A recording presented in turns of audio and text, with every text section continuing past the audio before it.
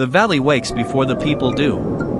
Hadza's air carries a chill, but already the promise of heat sits heavy on the horizon. The sun lifts slowly, painting long streaks of gold across the dry grass, lighting every acacia thorn, every mound of red earth. The Hadza hunters stir from their shelters of branches and grass, their dark silhouettes moving quietly against the light.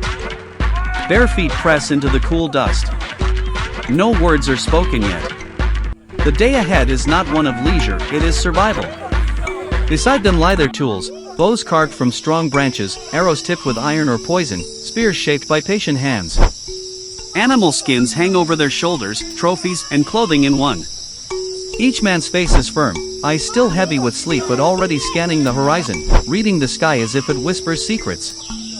This is not just another morning. Every day here is a test, and only patience, skill, and unity will turn hunger into a meal.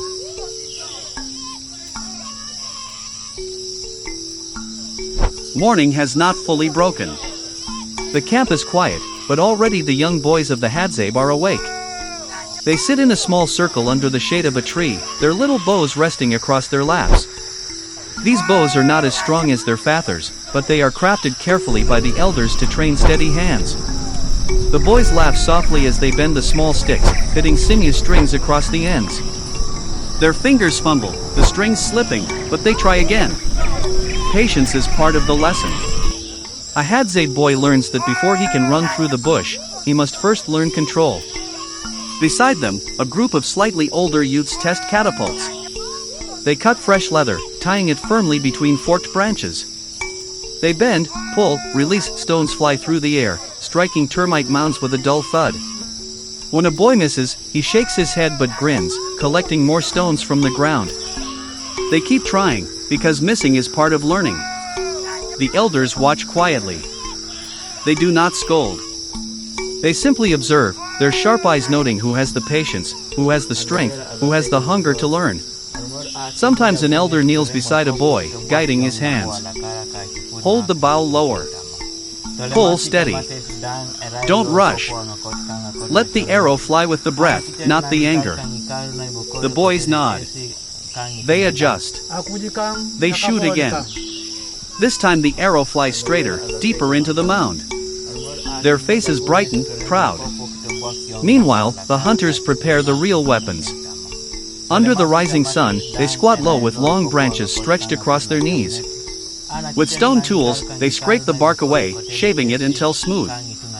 The shafts are then straightened by heat, held carefully over the fire until the wood bends just right.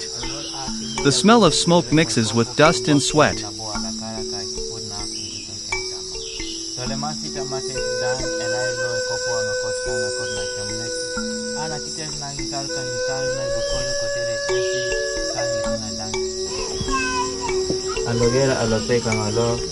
Armor aki moja bunge sitole mwekopo kitobwa kiong na boa la kara ka kifun na conclusion ken kama.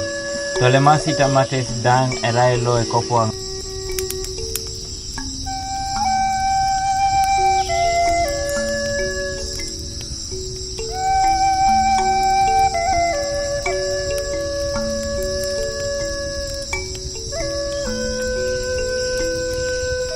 Each arrowhead is chosen with care. Some are iron tips, traded from nearby tribes. Others are sharpened bones or stones, tied tightly with sinew. The most feared are the poison-tipped arrows. One hunter carefully dips his arrow into a dark, sticky mixture taken from desert plants. It dries into a deadly sheen. Just one scratch is enough to bring down an animal. The men handle these with respect, keeping them separate, wrapped in small bundles of leather. Feathers are tied at the back of the arrows. Sinew binds them tightly, holding them steady so the arrows will not twist in the air. This work is slow, but it is sacred. Every arrow is a voice of the hunter, it must fly true. When the arrows are ready, the hunters check their bows. They bend them slightly, testing the tension of the strings. Some string is made from animal hide, stretched thin and dried in the sun. When pulled, it hums softly like a song. A hunter who knows his bow knows its music. The boys watch their fathers and uncles. They see the silence in their movements, the discipline in their faces. To the Hadza, a bow is not only a weapon, It is history, carried from hand to hand, generation to generation. Before the hunters leave for the bush, the young ones line up, each testing his own small bow. They aim at the trees, at stones, at nothing at all, just practicing the motion. Some release too quickly, the arrow falling limp. Others find balance, sending arrows a little further, a little straighter. And as the hunters rise to set out, the boys dream of the day when their small arrows will no longer be practice toys but real weapons of survival. Until then, every morning begins the same. Arrows sharpened, bows strung, patience tested. It is in these simple, quiet lessons that the Hadza youth are shaped, not just as hunters, but as men who will one day carry the survival of their people on their shoulders.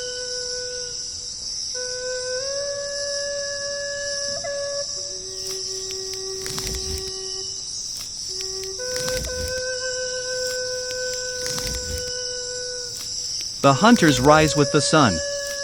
Their morning work of sharpening arrows, testing bowstrings, and whispering quiet words of preparation is finished.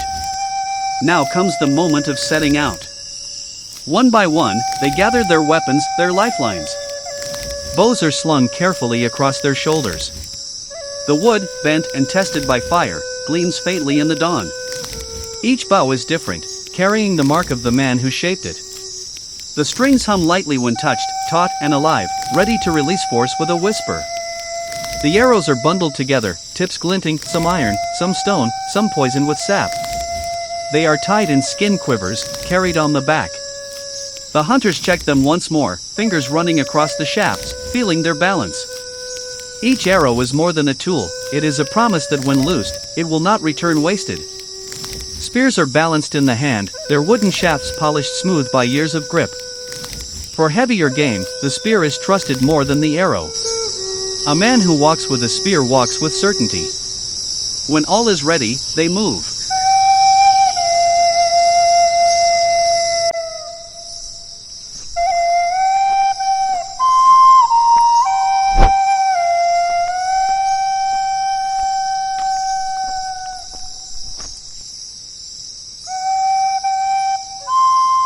They move not as scattered men, but as a group.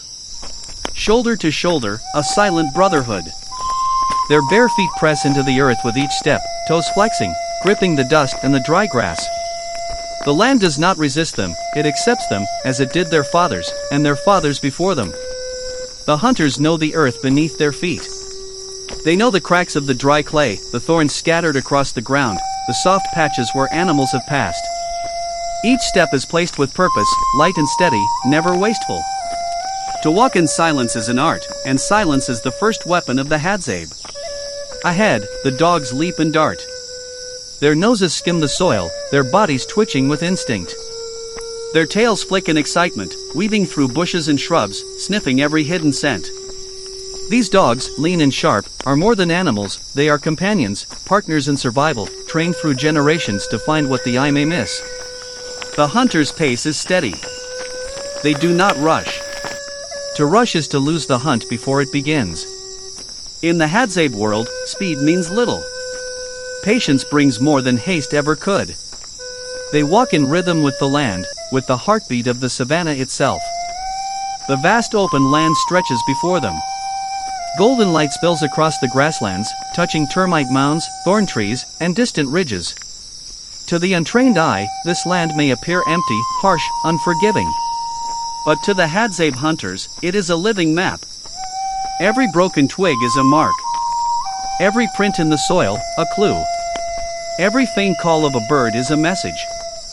They read the signs as easily as one reads a book. The bend of grass may tell where antelope passed.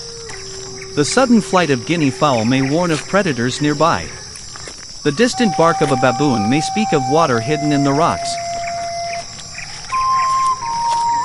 They murmur quietly among themselves, voices low as the wind. A hand rises, pointing to the faintest of tracks. The group halts, eyes narrowing. Dust shifts where hooves once pressed. The trail is fresh. They nod, a silent agreement, then continue. Step by step, the hunt builds. Their bodies lean forward, focused, alert. Every sense sharpens, eyes scanning, ears tuned, nostrils catching the faint musk of animals carried by the breeze. The dogs circle back, panting, then rush ahead again. One hunter kneels to touch the earth, fingers brushing the track. He lifts them to his nose, smelling the faint scent left behind. He looks up and meets the eyes of his brothers.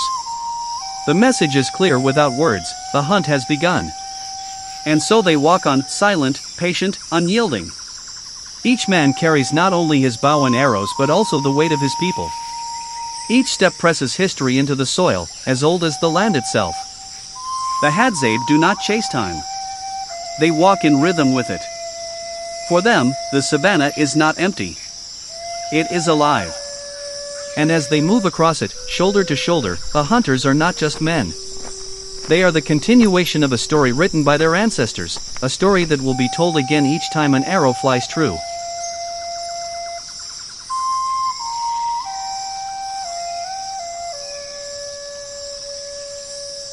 The hunters slow their steps. The dogs stiffen, ears pricked forward. Something is close. One of the men kneels, placing his palm flat on the ground. His eyes narrow as he studies the earth. There, pressed into the dry soil, are the tracks. Fresh, still sharp at the edges. 5 fingers in the dust, wide and strong. A baboon passed this way not long ago. He calls softly to the others with a gesture, not a word. The hunters gather around, their shadows long against the morning light.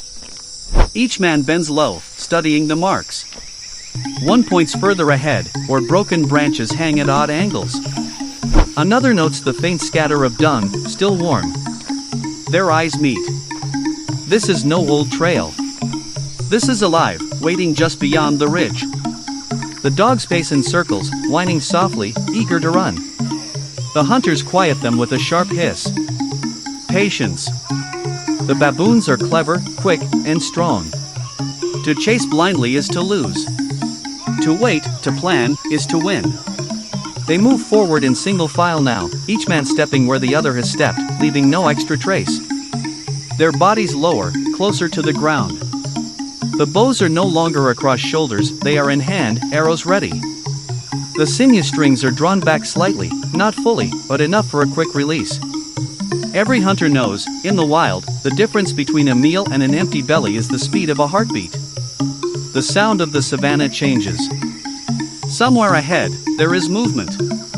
A rustle in the brush. A sharp bark. Then the unmistakable chatter of baboons. High in the trees, they call to one another, warning, laughing, daring.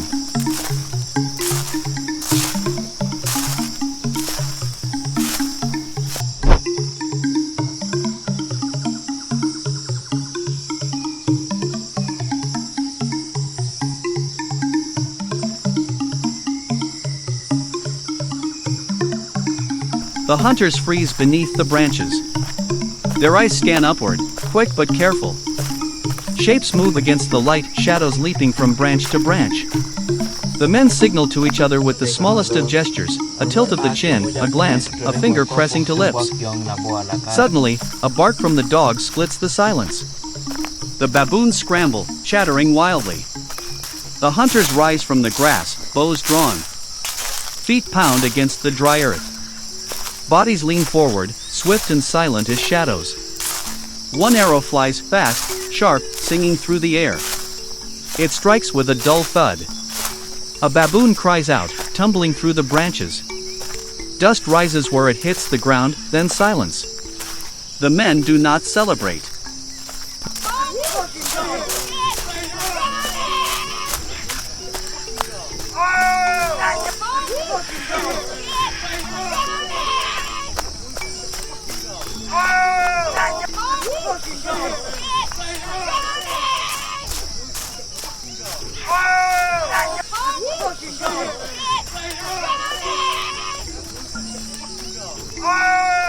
Not yet.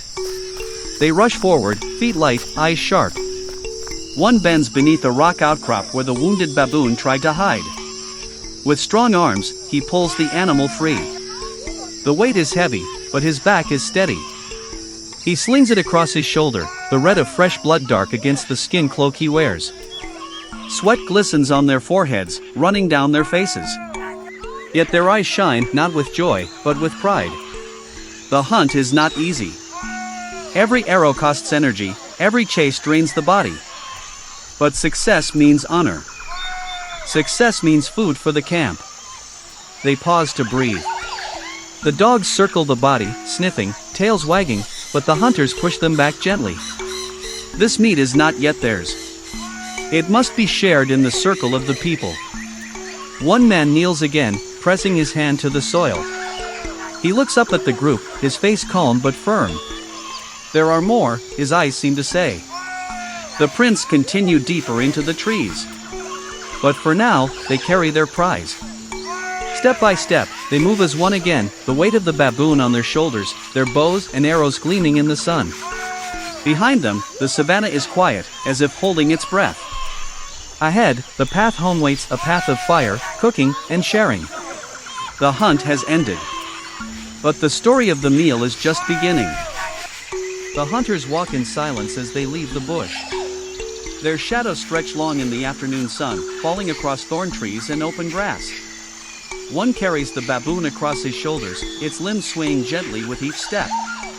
The weight is heavy, but his back does not bend. It is the weight of survival, the weight of victory. Behind him, others walk with bows still in hand, arrows returned to quivers, but always ready. The dogs weave in and out of their path, tongues lolling, their spirits high. Every few steps one darts ahead, then circles back, as if to remind the hunters of their loyalty. The air is dry, filled with the faint smell of dust and acacia. Yet in the distance, the camp waits. Women are already busy there, tending to fires that have burned low through the day. Children play close to the huts, their laughter rising and falling like birdsong. Elders sit together under the shade of a baobab tree, waiting with patience. They know the hunters will return. They always do, whether with game or empty-handed, they return. As the hunters step into the clearing, the camp stirs. Children run forward first, their bare feet kicking up the dust. Their eyes widen as they see the prize slung across a hunter's back. Excited shouts ripple through the air, calling mothers and sisters to come closer. The man lowers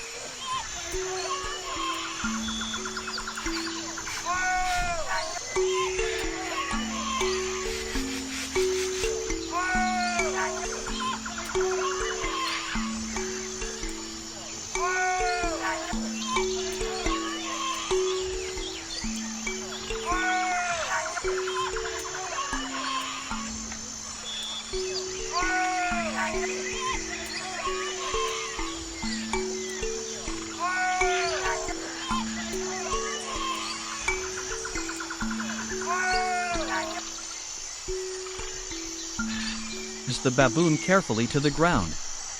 For a moment, there is silence. Then the women break into songs, short, rhythmic chants that celebrate a successful hunt. Their voices rise, carried on the warm wind, echoing across the valley. The old men nod in approval, their faces unreadable but their eyes shining. They see more than meat, they see tradition kept alive, the bond between man and land still unbroken. One elder rises slowly, his steps measured. He carries nothing but a stick, yet his presence commands respect. He kneels by the baboon, murmuring words under his breath. A blessing. A recognition. The life of the animal must be honored before it is eaten.